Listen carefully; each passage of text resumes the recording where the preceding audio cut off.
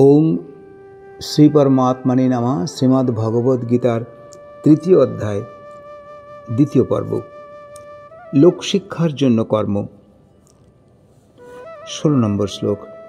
এবং প্রবর্তিতং চক্রং না অনুবর্ততি ইহা ইহা আঘ আয়ু ইন্দ্রিয় আরামৌ মৌঘং পার্থ সজীবতি।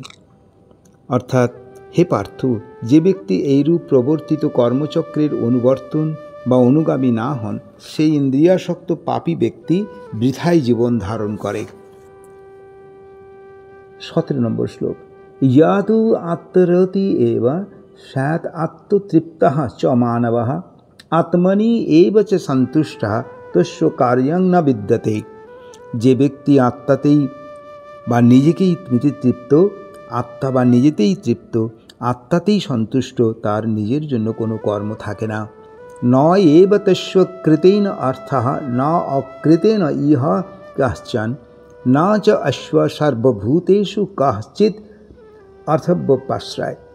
অর্থাৎ, সেই জ্ঞানী পুরুষের কৃতকর্তব্যের প্রয়োজন নাই, কর্ম না করলেও দোষ নাই, যেহেতু কোনো প্রাণীতে কোনো প্রয়োজন বা সম্বন্ধ নাই। 19 তস্মাৎ আসক্ত সততং কার্য কর্ম সমাচারঃ আসক্ত হি আচরণ কর্ম পরম আপনোতি পুরুষঃ। 19 সেই জন্য তুমি সর্বদা আসক্তি শূন্য হয়ে কাজ করো, কারণ অনাসক্ত হয়ে কাজ করলে মানুষ পরম বস্তু বা পরমাত্মা লাভ হয়। 20 নম্বর। কর্মণা এব হি সংসিদ্ধিম অস্থিতা জনকাদয়ঃ লোক সংগ্রহম এব অপি সংপশ্যন কর্তুম অর্হসি। রাজা জনকের মতো মহাত্মাগণ কর্ম দ্বারাই পরম সিদ্ধি লাভ করেছেন, তাই লোক সংগ্রহের দিকে দৃষ্টি রেখে তোমার নিষ্কাম কর্ম করা উচিত। 21 নম্বর। যৎ যৎ আচরতি শ্রেষ্ঠ তৎ তৎ ইব ইতরো জনঃ সযৎ প্রমাণং কুরুতে লোক তৎ অনুবর্ততে। এখানেই কাদের আচার্য বলা হয় সেটাই এই শ্লোকে বলা হয়েছে। শ্রেষ্ঠ ব্যক্তিগণ যা যা আচরণ করেন, সাধারণ লোকও তাহাই করে থাকেন।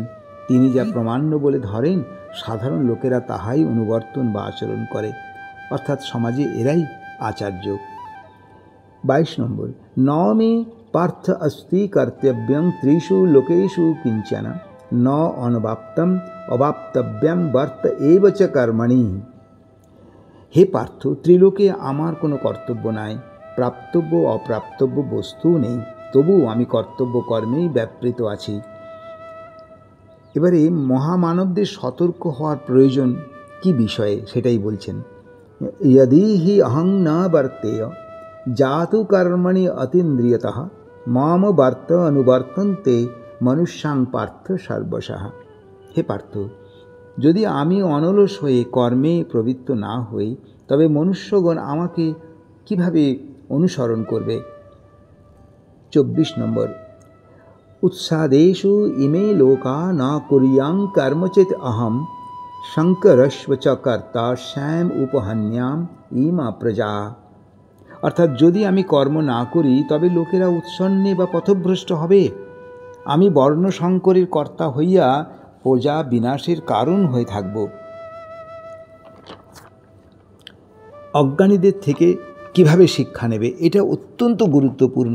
যা আমরা জানি জ্ঞানীদের কাছ থেকে শিক্ষা নেওয়া, কিন্তু এখানে বলেছেন ভগবান যে অজ্ঞানীদের কাছ থেকেও আমরা কি শিক্ষা নেব। শক্তা কর্মণি অবিদ্যাংশু যথা কুর্বন্তি ভারত কুর্যাৎ বিদ্যান তথা অশক্ত চিকীর্ষু লোক সংগ্রহম। অজ্ঞানীদের থেকে শিক্ষা কি নেব? হে ভারত, অজ্ঞানীগণ কর্মে আসক্ত হয়ে যেরূপ কর্ম করেন, অনাসক্ত জ্ঞানীও লোকে সংগ্রহার্থে লোকশিক্ষার জন্য সেরূপ কর্ম করবেন।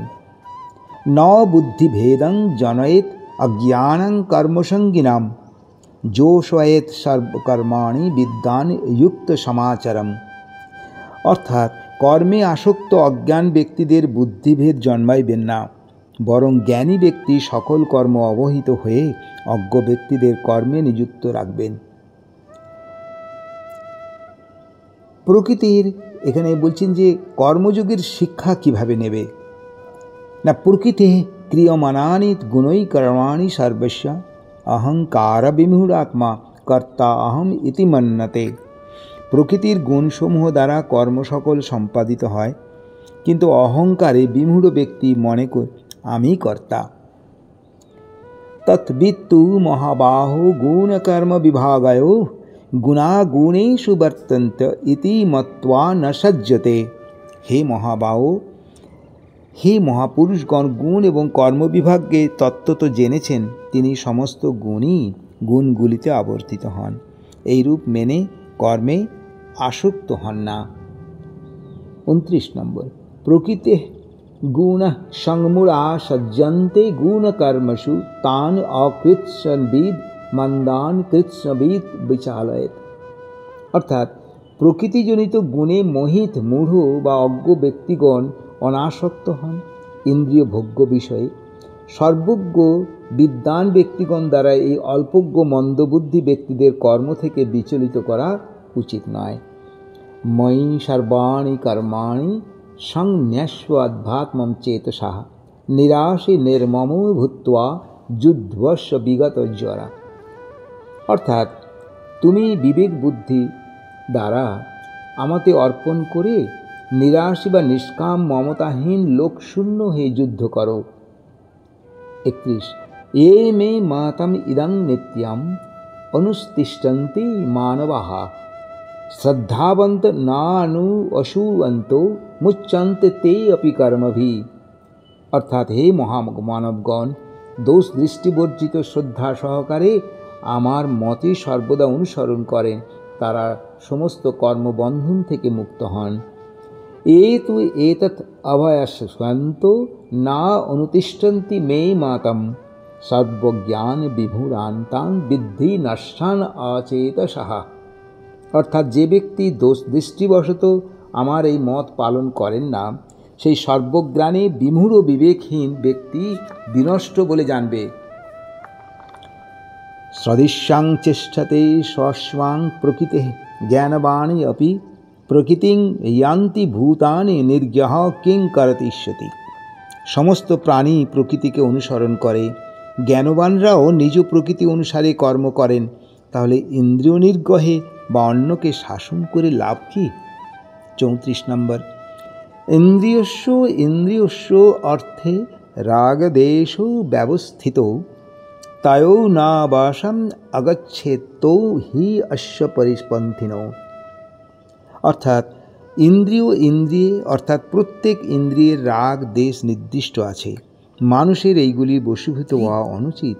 এই দুটি জীবের পরম শত্রু।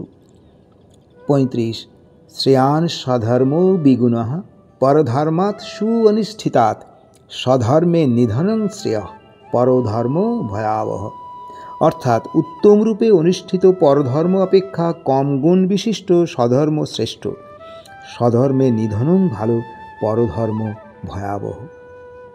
অর্জুন এখানে জিজ্ঞেস করছেন ভগবানকে, অনিচ্ছা সত্ত্বেও কোনো লোক পাপ কর্ম কেন করে থাকেন?